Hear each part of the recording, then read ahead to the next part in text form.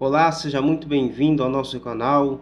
Hoje falaremos acerca de uma profecia bíblica milenar que se cumpre no Jardim de Getsêmani. Então fica comigo até o final desse vídeo, porque eu tenho certeza que o Senhor tem algo especial para você e que Ele vai te surpreender através do mesmo. Eu me chamo Emerson Aragão e você está no canal Mistério do Reino dos Céus. Bom, antes de começarmos o nosso conteúdo, peço a você que ainda não é inscrito em nosso canal, se inscreva em nosso canal, ative o sino de notificações para que você possa receber constantemente todas as mensagens, todos os vídeos relacionados ao nosso canal. E a você que já é inscrito em nosso canal, aqui fica o meu muito obrigado, aqui fica a minha gratidão.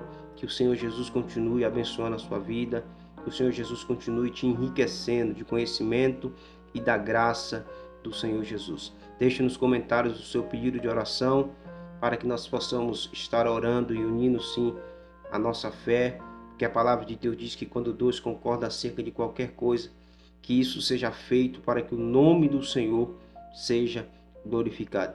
Não deixe de compartilhar esse vídeo com a sua família, não deixe de compartilhar com seus amigos da igreja, aquele amigo que gosta de um estudo bíblico, aquele amigo que gosta de se aprofundar na palavra.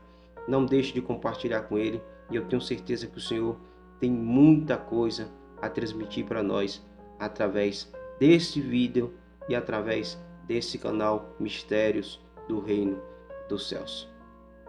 Bom, antes de começarmos a entender a profecia, precisamos conhecer um pouco o ambiente onde a mesma se cumpriu, que é o Jardim de Getsêmani. O Jardim de Getsêmani ficava dentro do Monte das Oliveiras. O Monte das Oliveiras ficava do lado de fora de Jerusalém. E ali nesse monte havia muitos hortos, muitos jardins, e o Getsêmani era um deles.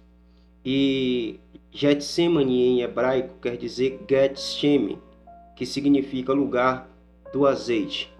Mas talvez você esteja se perguntando por que Getsêmani quer dizer lugar do azeite.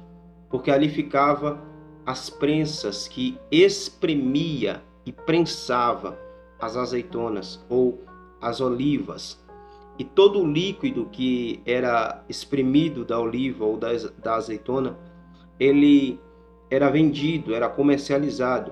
E ele servia também para óleo de unção, servia para alimentação, servia também para a iluminação das humildes casas da época de Cristo e também servia para limpeza pessoal, para higiene pessoal.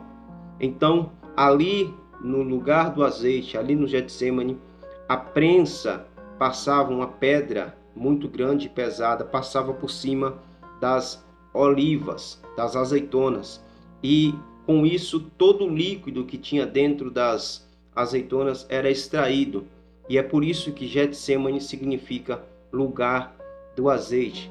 Então era esse o ambiente, era esse o local aonde a profecia, que nós iremos falar, se cumpre, no lugar do azeite. É neste lugar que Jesus costumava ir com seus discípulos, que Jesus, segundo está escrito em João capítulo 18, verso 2, Jesus tinha o costume de ir com seus discípulos, orar ou talvez transmitir algum ensinamento, porque o Senhor costumava ensinar os seus discípulos e fazer algumas alegorias, algumas parábolas para os seus discípulos, contar algumas parábolas para os seus discípulos. E ele costumava ir sempre naquele lugar, naquele jardim, naquele lugar onde a oliva era prensada. Após a última ceia, Jesus levou os seus discípulos aonde ele costumava ir com eles, ao Monte das Oliveiras. E ao chegar no Monte das Oliveiras, Jesus, ele separa Pedro, Tiago e João e os leva até o Getsêmani, até esse horto que era o lugar do azeite. Ali, no Getsêmani, Jesus pede a eles que orassem ou vigiassem com ele por pelo menos 1 hora. E Jesus se separa deles. Ao se separar dele, Jesus pega uma pedra e atira essa pedra. No Evangelho de Jesus, segundo escreveu Lucas, capítulo 22, Lucas diz que Jesus se distancia dos seus discípulos usando essa maneira de se distanciar, que era atirando uma pedra. Quando ele atira essa pedra, aonde a pedra caiu, Jesus dobrou seu joelho em terra. E ali começa aquela que talvez tenha sido uma das mais agoniantes, aquela que talvez tenha sido uma das mais aflitas orações que o Senhor Jesus fez em toda a sua vida.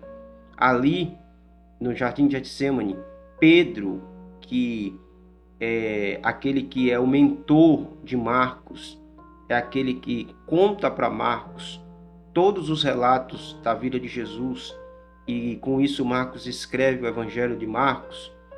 Pedro estava no Getsemane e Pedro presenciou a oração agoniante de Jesus ali no Getsemane. E Marcos escreve no Evangelho de Jesus, segundo escreveu Marcos 14, a partir do verso 33, que a oração ela era agoniante e ela era com muito pavor. Então, nós podemos perceber que Jesus, ali no Getsemane, não estava bem. A oração dele era uma das mais intensas que ele fez em toda a sua vida. Passamos a entender esse episódio com o olhar clínico de um médico chamado Lucas. Lucas era um médico grego e ele é o único dentre os evangelhos que relata que Jesus suou grandes gotas de sangue, que durante a sua oração ele suou gotas de sangue. A medicina explica esse raríssimo fenômeno como hematidrose, que ocorre quando uma pessoa passa por um estresse emocional muito profundo, que era o que Jesus estava passando naquele momento.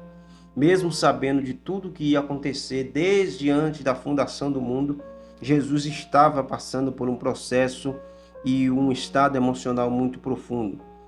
E o vaso sanguíneo, os vasos capilares se rompem e o sangue acaba se juntando ao suor do corpo. Foi exatamente o que aconteceu com Jesus. E isso se agrava ainda mais pelo fato de Jesus estar orando com a cabeça baixa. Jesus orava com o rosto em terra.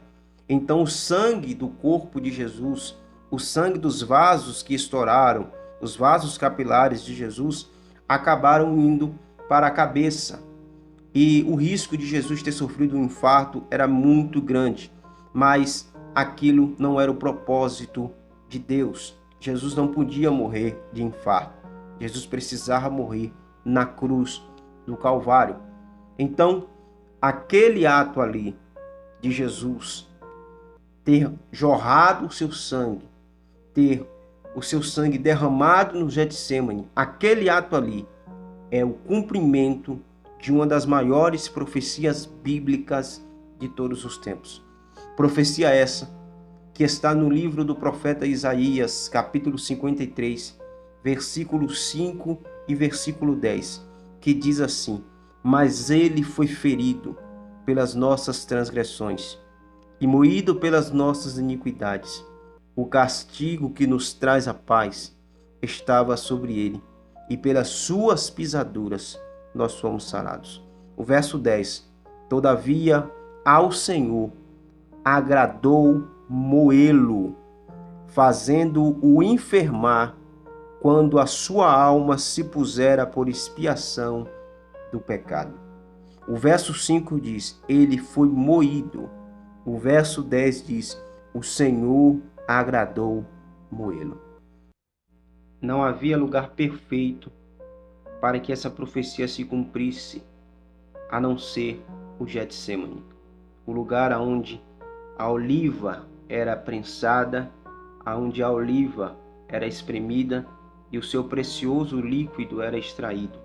Foi ali no Getsemane que Jesus cumpriu a profecia de Isaías 53, em que ele foi moído pelas nossas transgressões, e que o Senhor Deus aprovou moê-lo por amor de mim e por amor de você. Ali, o Senhor derramou pela primeira vez o seu sangue por nós, em favor da humanidade, para que todo aquele que nele crê não perecesse, mas tenha vida eterna. Que o Senhor preserve no seu coração este conhecimento, que o Senhor faça você guardar na tábua do seu coração essa palavra. No Getsemane, Jesus foi prensado, Jesus foi moído, Jesus foi espremido e teve o seu precioso sangue, o seu precioso líquido extraído por amor da humanidade. Que Deus em Cristo continue te abençoando, que o Senhor Jesus te abençoe e te guarde, que Ele levante sobre ti o seu rosto e que Ele te dê a paz. Que nenhum mal te suceda, que praga nenhuma alcance a sua família, alcance a sua casa. Até o nosso próximo encontro, até o nosso próximo vídeo. Até logo.